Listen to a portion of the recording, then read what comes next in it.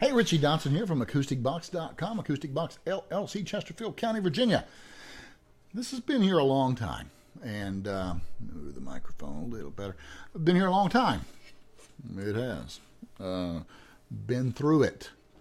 And so anyway, this is for my customer, and I'll probably make it public, but what we wound up having to do to this mandolin is remove the fingerboard, clean up a lot of a lot of glue that had not stuck to anything except it was just in there.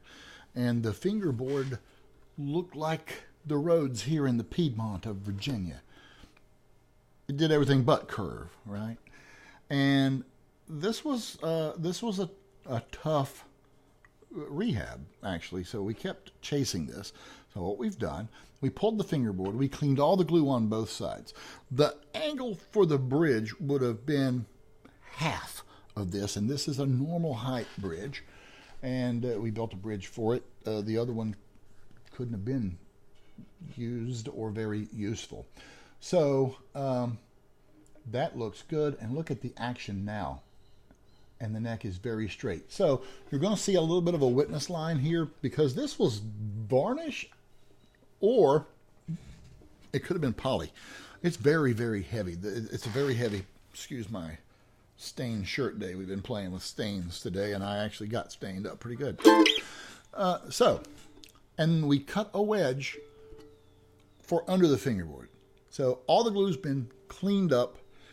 We hot hide glued the wedge to the fingerboard, cleaned that up, hot hide glued the fingerboard plus the wedge onto the neck, and aligned everything. We did a new nut, a new bone nut, a new bridge, and because the reason I mentioned the finish is I didn't try to spray this because number one, you've got a speed neck, and number two, it's poly or something, or it's I don't know. It could be varnish that was meant to be brushed on. It's very heavy.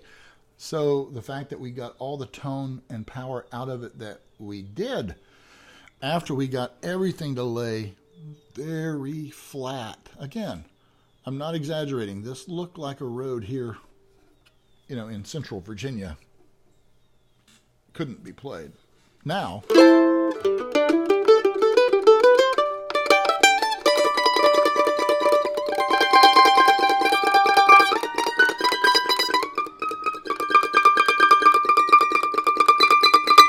every fret.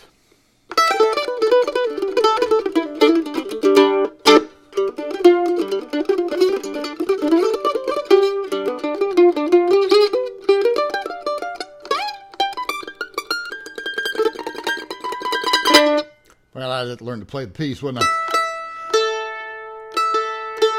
So this was a rehab. We did one.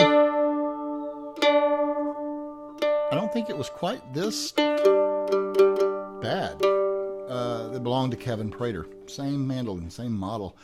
Not slighting the guy, whoever he is who's making these, but aliphatic resin, which is carpenter's wood glue, in my humble opinion, because it will creep or move under load. It remains somewhat viscous. I'm not saying it stays in a viscous state, but it's more subject to move with heat. And where hide glue stops, it freezes. It won't move the same. And every surface needs to be mated up with every other surface very precisely in order to kind of get away with carpenter's wood glue when you're building mandolins. So I appreciate the fact that it still sounds like a decent mandolin now that it's done. But this was a tough one, and we learned quite a bit wedging this fingerboard. We didn't overdo it, so your bridge isn't way up here, but it sounds good.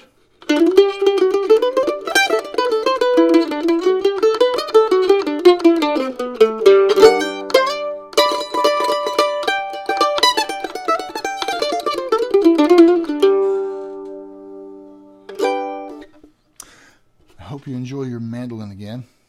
I know how long it took us.